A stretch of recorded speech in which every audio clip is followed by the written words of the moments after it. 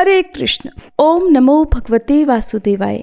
प्रिय श्रोताओं, आज पौष पूर्णिमा है और पौष पूर्णिमा को शाकंभरी पूर्णिमा के नाम से भी जाना जाता है। और आज के इस वीडियो में आप सुनेंगे पौष पूर्णिमा और शाकंभरी पूर्णिमा की कथा। तो आइए श्री लक्ष्मी नारायण भगवान और माँ शाकंभरी देवी का ध्यान करते हुए हम सभी कथाओं का श्रवण करते हैं। शाकंभरी देवी माँ दुर्गा के अत्यंत दयालु और ममतामयी स्वरूपों में से एक है। शाकंभरी का अर्थ होता है शाक अर्थात वनस्पतियों को, अंभरी अर्थात धारण करने वाली। पौराणिक कथाओं के अनुसार जब पृथ्वी पर भीषण अकाल पड़ा और प्राणी अन्न और जल के अभाव में मरने लगे, तब भक्तों की करुण पुकार पर भक्तों के कल्याण हेतु माता ने शाकंभरी अवतार धारण किया। देवी ने अपने शरीर से उत्पन्न विभिन्न प्रकार के फल, फूल और औषधियों से समस्त जगत का पोषण किया और अकाल का अंत किया। उन्हें शताक्षी भी कहा जाता है क्योंकि उन्होंने करुणावश 100 नेत्रों से रोकर पृथ्वी को जलमग्न किया था। उत्तर प्रदेश के सहारनपुर और राजस्थान के सांभर जिले में उनके प्रमुख शक्तिपीठ स्थित हैं। शाकंभरी देवी प्रकृति और हरियाली की अधिष्ठात्री देवी मानी जाती हैं, जो हमें पर्यावरण के संरक्षण और जीवों के प्रति दया का संदेश देती हैं। प्राचीन काल में दुर्गम नाम का एक शक्तिशाली और अहंकारी दैत्य रहता था, जिसके पिता का नाम महादैत्य रुरु था। एक दिन दुर्गम ने सोचा, देवताओं की शक्ति और उनकी सत्ता वेदों में निहित है और अगर वेदों को ही नष्ट कर दिया जाए तो देवताओं का तो अस्तित्व समाप्त हो ही जाएगा। इस विचार के साथ उसने वेदों को प्राप्त करने और देवताओं को परास्त करने की योजना बनाई। अब दुर्गम ने हिमालय पर्वत पर जाकर कठोर तपस्या आरंभ कर दी।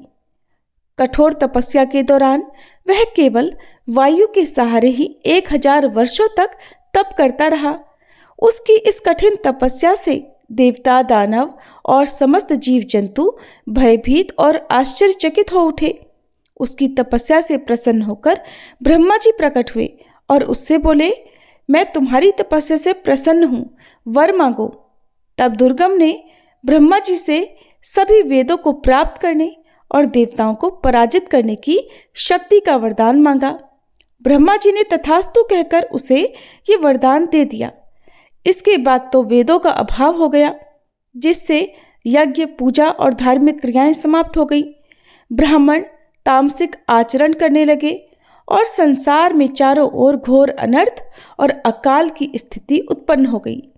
इस संकट से छुटकारा पाने के लिए समस्त ब्राह्मण और देवता हिमालय की शिवालिक पर्वतमाला में जाकर भगवती जगदम्बा की उपासना करने लगे। उन्होंने कठोर तप और स्तुति की। उनकी प्रार्थना से प्रसन्न होकर भगवती भुवनेश्वरी प्रकट हुई। उनका स्वरूप अद्भुत था। उनकी काया काले पर्वत जैसी, नेत्र नील कमल के समान और हाथों में कमल और अन्य दिव्य शस्त्र सुशोभित थे। देवी ने अपनी करुणा से पृथ्वी पर जल की वर्षा कर दी, जिससे 9 दिन और रात तक भूख से पीड़ित प्राणियों को राहत मिली। ब्राह्मणों और देवताओं ने देवी की स्तुति करते हुए उनसे सहायता मांगी। तब देवी ने अपनी शक्ति से विभिन्न प्रकार के शाक, फल, अन्न और पशुओं के लिए घास आदि उत्पन्न कर दिया। इस कारण उनका नाम शाकंभरी पड़ा। इसी बीच दुर्गमासुर को देवताओं की स्थिति का पता चला तो वह अपनी विशाल सेना के साथ युद्ध करने के लिए आया। भगवती शाकंभरी ने अपनी दिव्य शक्तियों से उसका सामना किया। उनकी माया से कई शक्तियां प्रकट हुई, जिन्होंने दानवों की सेना का सर्वनाश कर दिया और आखिरकार देवी और दुर्गमासुर के बीच भयंकर युद्ध हुआ, जो लगभग 21 दिनों तक चला। 21वें दिन देवी के 5 बाण दुर्गम की छाती में लगे और वह प्राणहीन होकर गिर पड़ा। देवी ने वेदों को वापस देवताओं को सौंप दिया। इस प्रकार भगवती शाकंभरी ने संसार की रक्षा की और सभी संकटों को दूर किया। जो भी भक्त शाकंभरी पूर्णिमा के शुभ अवसर पर इस कथा का श्रवण या पाठ करते हैं उनके सभी दुख दूर होते हैं, सभी मनोकामनाएं पूर्ण होती है और अंत में उन्हें देवी के परम धाम की प्राप्ति होती है।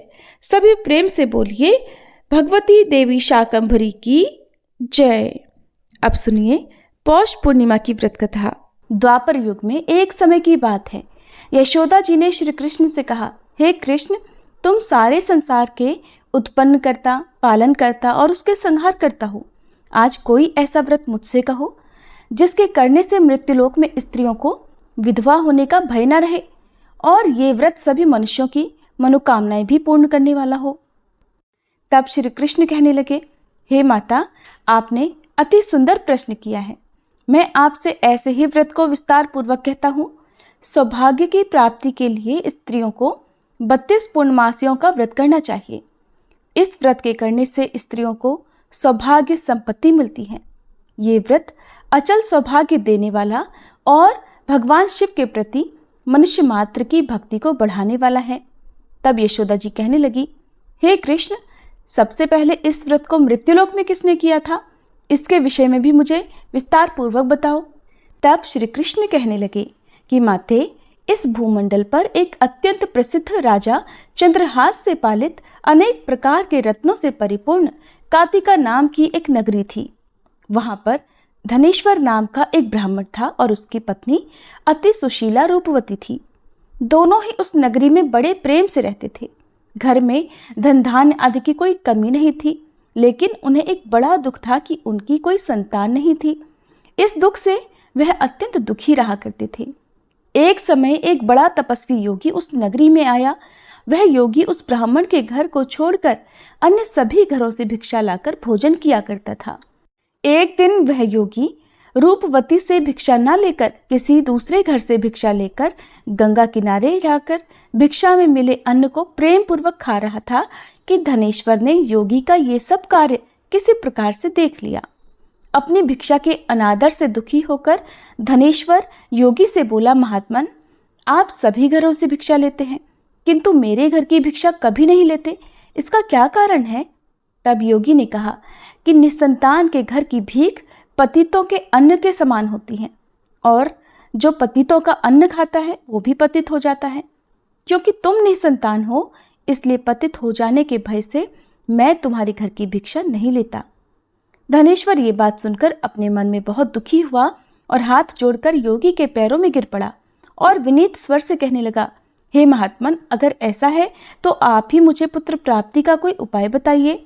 आप तो सब कुछ जानने वाले हैं, मुझ पर ये अवश्य ही कृपा कीजिए। धन की मेरे घर में कोई कमी नहीं, किंतु कोई पुत्र न होने के कारण मैं अत्यंत दुखी हूँ। आप मेरे इस दुख को दूर करें। यह सुनकर योगी कहने लगे, हे ब्राह्मण, तुम देवी चंडी की आराधना करो। फिर घर आकर उसने अपनी पत्नी से सारा वृतांत कहा और खुद तपस्या करने के लिए वन में चला गया।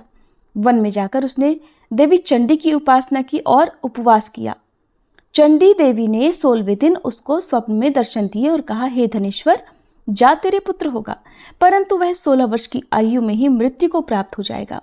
अगर तुम दोनों पति पत्नी 32 पूर्णमासियों का व्रत विधि पूर्वक करोगे तो वह दीर्घायु होगा।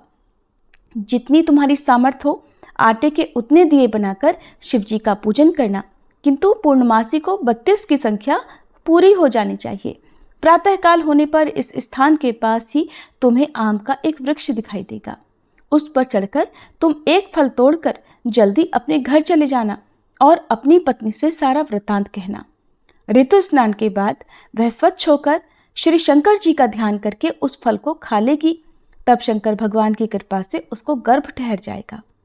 जब वह ब्राह्मण प्रातःकाल उठा तो उसने उस स्थान के पास ही आम का एक वृक्ष देखा जिस पर अत्यंत सुंदर आम का एक फल लगा हुआ था।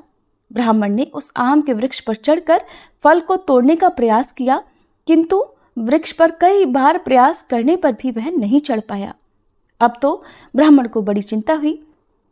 तब वह विघ्न विनाशक श्री गणेश जी की वंदना करने लगा कि हे दयानिधे, अपने भक्तों के विघ्नों का नाश करके उनके मंगल कार्य को करने वाले, दुष्टों का नाश करने वाले, रिद्धि सिद्धि के देने वाले, आप मुझ पर कृपा करें। प्रभु, मुझे इतना बल दें कि मैं अपने मनोरथ को पूर्ण कर सकूं। इस प्रकार सच्चे मन से गणेश भगवान की प्रार्थना करने पर वह भगवान की कृपा से वृक्ष पर चढ़ गया। वृक्ष पर से फल तोड़कर उसने घर आकर अपनी पत्नी को वह फल लाकर दे दिया और उसकी पत्नी ने अपने पति के कहे अनुसार उस फल को खा लिया और वह गर्भवती हो गई। देवी चंडी की असीम कृपा से उसे एक अत्यंत सुंदर पुत्र हुआ, जिसका नाम उन्होंने देवीदास रखा। माता पिता के हर्ष और शोक के साथ वह बालक शुक्ल पक्ष के चंद्रमा की तरह अपने पिता के घर में पढ़ने लगा। देवी की कृपा से वह बालक बहुत ही सुंदर, सुशील और विद्या में बहुत निपुण हो गया। देवी की आज्ञा अनुसार उसकी माता ने 32 पूर्णमासी का व्रत रखना आरंभ कर दिया, जिससे उसका पुत्र बड़ी आयु वाला हो जाए। 16वां वर्ष लगते लगते देवीदास के माता पिता को बड़ी चिंता हो गई कि कहीं उनके पुत्र की इस वर्ष मृत्यु न हो जाए। इसलिए उन्होंने अपने मन में विचार किया कि अगर ये दुर्घटना उनके सामने हो गई तो वे कैसे सहन कर सकेंगे। इसलिए उन्होंने देवीदास के मामा को बुलाया और कहा, हमारी इच्छा है कि देवीदास 1 वर्ष तक काशी में जाकर विद्या अध्ययन करे और उसको तुम अकेला कभी नहीं छोड़ना। इसलिए तुम साथ में जाओ और 1 वर्ष के बाद इसको वापस लौटा लाना। सारा प्रबंध करके उसके माता पिता ने काशी जाने के लिए देवीदास को एक घोड़े पर बिठाया और उसके मामा को उसके साथ कर दिया। किंतु बालक के अल्पायु होने की बात बालक को या उसके मामा को नहीं कही।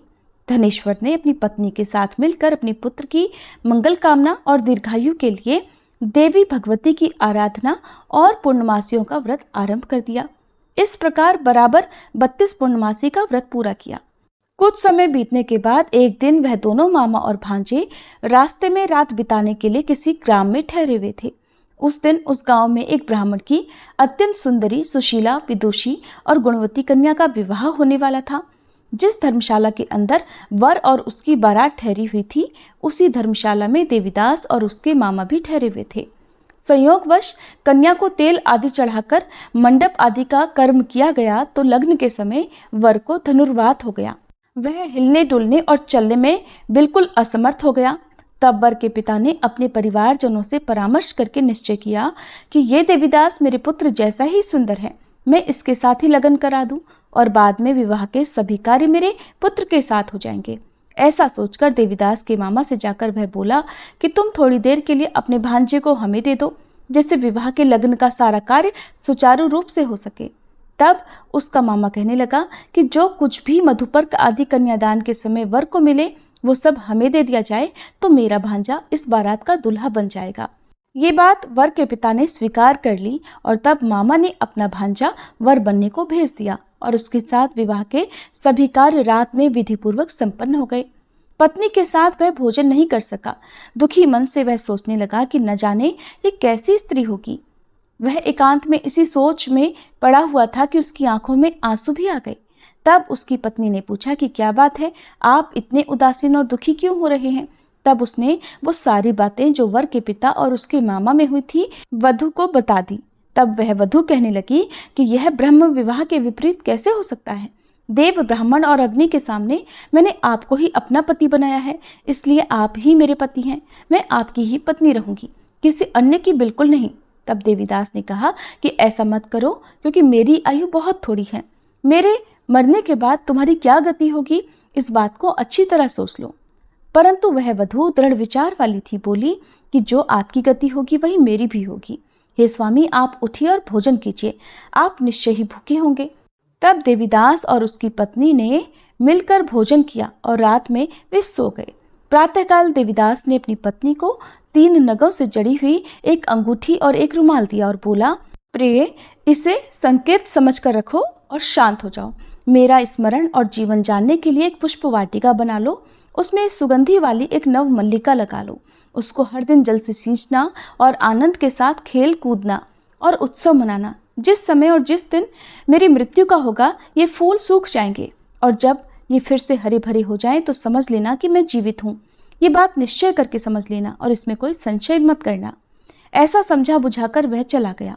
प्रातःकाल होते ही वहां पर गाजे बाजे बजने लगे।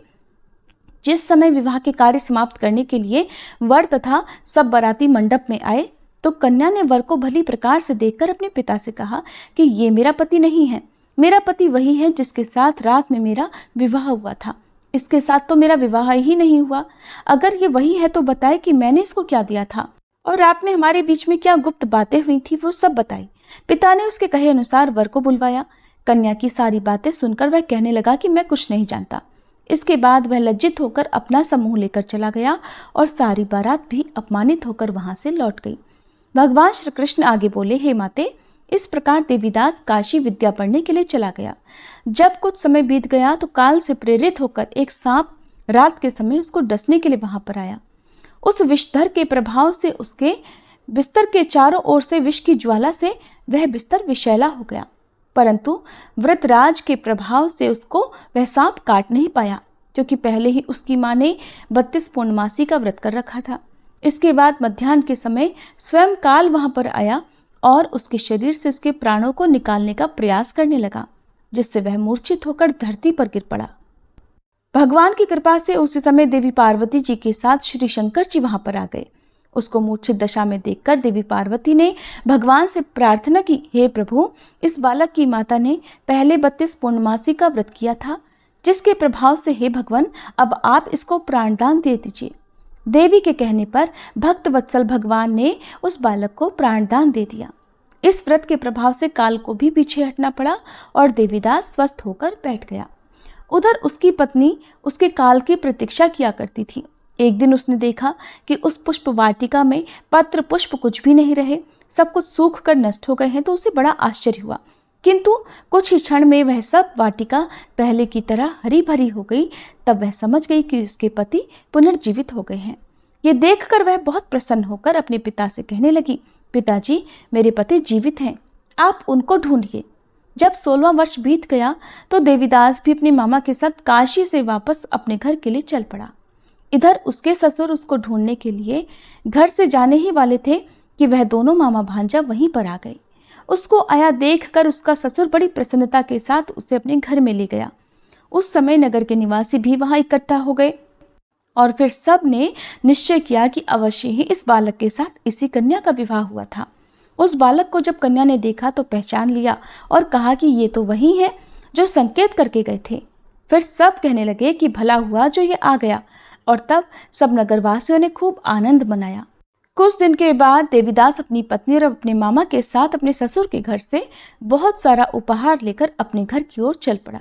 जब वह अपने नगर के निकट गया तो कई लोगों ने उसे देखकर उसके माता पिता को पहले ही जाकर सूचना दे दी कि तुम्हारा पुत्र देवीदास अपनी पत्नी और मामा के साथ आ रहा है।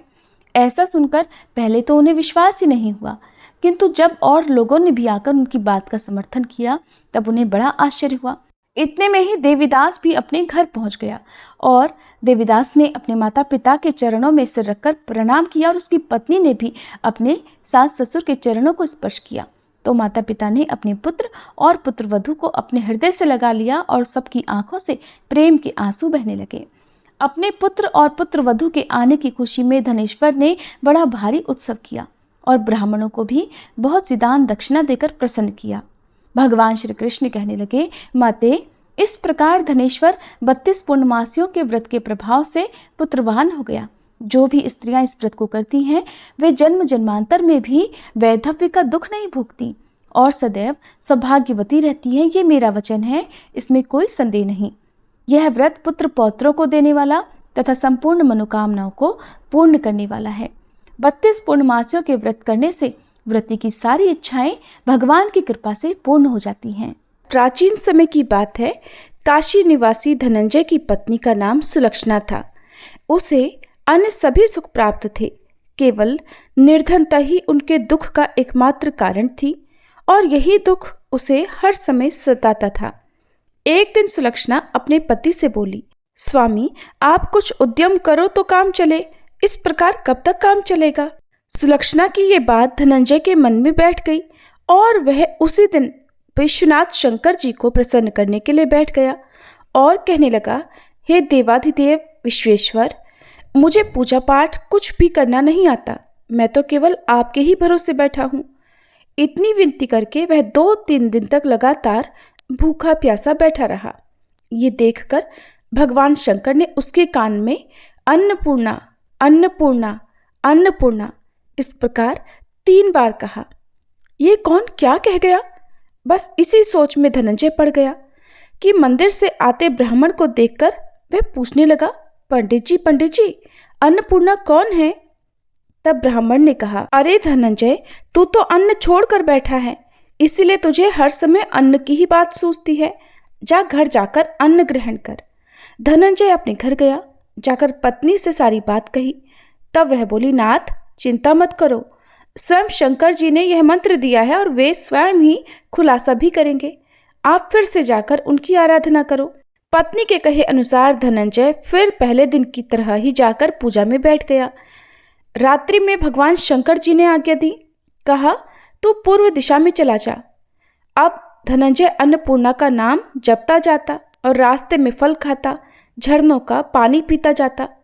इस प्रकार कितने ही दिनों तक लगातार वह चलता रहा। वहां उसे चांदी से चमकते वन की शोभा देखने मिली, सुंदर सरोवर देखने मिला। उसके किनारे कितनी ही अप्सराएं झुंड बनाई बैठी थी। एक अप्सरा कथा कहती थी और सब मां अन्नपूर्णा इस प्रकार बार बार कहती थी। ये अगहन मास की उजियारी रात्रि थी और आज से ही व्रत का आरंभ था। जिस शब्द की खोज करने वह निकला था, वहां उसे वही शब्द सुनने को मिला। धनंजय ने तब उनके पास जाकर धीरे से पूछा, हे देवियों, आप ये सब क्या कर रही हो? तब उन सब ने कहा, हम सब मां अन्नपूर्णा का व्रत कर रही हैं। व्रत करने से क्या होता है और क्या ये व्रत किसी ने किया भी है? इसे कब किया जाए, कैसे किया जाए और इसकी कैसी विधि है? मुझसे भी कहो। धनंजय के कहने पर वे अप्सराएं कहने लगी, इस व्रत को कोई भी कर सकता है। 21 दिन व्रत करने के लिए 21 गांठ वाला सूत लेना। 21 दिन यदि ना कर पाए तो एक दिन का ही उपवास करें और ये भी ना करें तो केवल कथा सुनकर ही प्रसाद ले लें। निराहार रहकर कथा कहें। कथा सुनने वाला कोई ना मिले तो पीपल के पत्तों को रखकर सुपारी या घृत कुमारी यानी ग्वार पाठ को वृक्ष के सामने रखकर दीपक को साक्षी बनाकर सूर्य, गाय, तुलसी या महादेव को बिना कथाएं सुनाए मुख में अन्न मत डालना। यदि भूल से कुछ पड़ जाए तो एक दिवस फिर उपवास करें। व्रत के दिन क्रोध ना करें और झूठ ना बोलें। अप्सराओं के द्वारा विधि बताने पर धनंजय बोला, फिर बताइए इस व्रत के करने से क्या होगा? तब वे कहने लगी, इसके करने से अंधे को नेत्र मिल जाता है, लूलों को हाथ मिल जाता है, निर्धन के घर धन के भंडार भर जाते हैं, बांझन को संतान मिलती है, मूर्ख को विद्या मिलती है और जो जिस कामना से व्रत को करता है माँ उसकी वह हर कामना पूर्ण करती हैं। धनंजय कहने लगा, बहनों, मेरे घर में भी धन नहीं है, विद्या नहीं है, कुछ भी तो नहीं है मेरे पास। मैं तो दुखिया ब्राह्मण हूँ, मुझे इस व्रत का सूत दोगी क्या? हाँ भाई, तेरा कल्याण हो, हम तुझे सूत देंगी, ले इस व्रत का मंगल सूत ले ले। तब धनंजय ने उन अप्सराओं से सूत लेकर व्रत को किया। व्रत पूरा हुआ। तभी सरोवर में से 21 खंड की स्वर्ण सीढ़ी हीरा मोती जड़ी हुई प्रकट हुई। धनंजय जय अन्नपूर्णा कहता जाता था। इस प्रकार जाने कितनी ही सीढ़ियां वह उतरता गया। तब अंदर जाकर उसने क्या देखा कि करोड़ों सूर्यों से प्रकाशमान मां अन्नपूर्णा का मंदिर है। उसके सामने स्वर्ण सिंहासन पर मां अन्नपूर्णा विराजमान है। सामने भिक्षा हेतु शंकर भगवान खड़े हैं। देवांगनाएं चवर डुला रही हैं। कितने ही हथियार बांधे पहरा दे रही हैं। धनंजय दौड़कर मां जगदम्बा के चरणों में गिर पड़ा। देवी उसके मन का दुख जान गई। धनंजय हाथ जोड़कर कहने लगा, माता, आप तो अंतर्यामिनी हैं, आपको मैं अपनी दशा भला क्या बताऊं, आप तो सब कुछ जानती हैं। तब माता बोली, तुमने मेरा व्रत किया है, जा, संसार तुम्हारा सत्कार करेगा। माता ने धनंजय की जिह्वा पर बीज मंत्र लिख दिया। अब तो उसके रोम रोम में विद्या प्रकट हो गई। इतने में क्या देखता है कि वह काशी विश्वनाथ के मंदिर में खड़ा है। माँ का वरदान लेकर धनंजय घर आया। अपनी पत्नी सुलक्षणा से सारी बात कही। माता जी की कृपा से उसके घर में धन संपत्ति उमड़ने लगी। छोटा सा घर बहुत बड़ा गिना जाने लगा। जैसे शहद के छत्ते में मक्खियां जमा हो जाती हैं, उसी प्रकार अनेक सगे संबंधी आकर उसकी पढ़ाई करने लगे। कहने लगे, इतना धन और इतना बड़ा घर, सुंदर संतान नहीं है तो फिर इस कमाई को कौन भोगेगा? सुलक्षणा से तो कोई संतान हुई नहीं, इसलिए तुम दूसरा विवाह कर लो। अनिच्छा होते हुए भी धनंजय को दूसरा विवाह करना पड़ा और सती सुलक्षणा को सौतन का दुख झेलना पड़ा। इस प्रकार धीरे धीरे दिन बीतते गए। फिर अगहन मास आया। नए बंधन से बंधे पति से सुलक्षणा ने कहलवाया कि इस व्रत के प्रभाव से ही हम सुखी हुए हैं, इस कारण यह व्रत छोड़ना नहीं चाहिए। ये माताजी का प्रताप है जो हम इतने संपन्न और सुखी हुए हैं। सुलक्षणा की बात सुनकर धनंजय उसके यहाँ आया और व्रत में बैठ गया। नई बहू को इस व्रत के बारे में कुछ भी पता नहीं थी। वो तो धनंजय के वापस घर लौटने की राह देख रही थी। दिन बीतते गए और व्रत पूर्ण होने में केवल 3 दिन बाकी थे कि तभी नई बहू को खबर मिल गई। उसके मन में ईर्ष्या की ज्वाला दहक रही थी। वह सुलक्षणा के घर आ धमकी और उसने वहां भगदड़ मचा दी और वह मारे क्रोध के धनंजय को अपने साथ लिवा ले गई। नए घर में धनंजय को थोड़ी देर के लिए निद्रा ने आ दबाया। वह गहरी नींद सो गया और ठीक उसी समय नई बहू ने उसका व्रत का सूत तोड़कर आग में फेंक दिया। अब तो माताजी का कोप जाग गया। इधर माता क्रोधित हुई और उधर उसके घर में अचानक आग लग गई। सब कुछ जलकर खाक हो गया। सुलक्षणा जान गई और पति को फिर अपने घर ले आई। नई बहू रूठकर अपने पिता के घर जा बैठी। पति को परमेश्वर मानने वाली सुलक्षणा बोली, नाथ घबराना नहीं, माताजी की कृपा अलौकिक है। पुत्र कुपुत्र हो जाता है पर माता कभी कुमाता नहीं होती, इसलिए आप श्रद्धा और भक्ति से आराधना शुरू करो, वे हमारा कल्याण जरूर करेंगी। धनंजय फिर माता के पीछे पड़ गया। फिर वही सरोवर सीढ़ी प्रकट हुई और उसमें वह माँ अन्नपूर्णा कहकर उतर गया। वहां जाकर माता के चरणों में करुण क्रंदन करने लगा, विलाप करने लगा। माता प्रसन्न होकर बोली, ये मेरी स्वर्ण की मूर्ति ले, उसकी पूजा करना, तो फिर सुखी हो जाएगा। जा, तुझे मेरा आशीर्वाद है।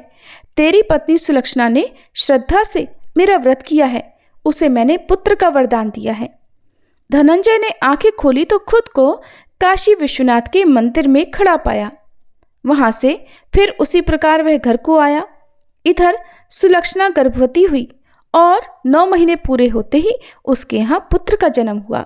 गांव में आश्चर्य की लहर दौड़ पड़ी। अब तो गांव में जिसकी कोई भी कामना होती वही मनौती मांगने लगता और इस तरह सभी लोगों की मनोकामनाएं पूर्ण होने लगी। इस तरह उसी गांव के निसंतान सेठ के पुत्र होने पर उसने माता अन्नपूर्णा का मंदिर बनवा दिया। उसमें माताजी धूमधाम से पधारी, यज्ञ हुआ और धनंजय को मंदिर के आचार्य का पद दे दिया गया।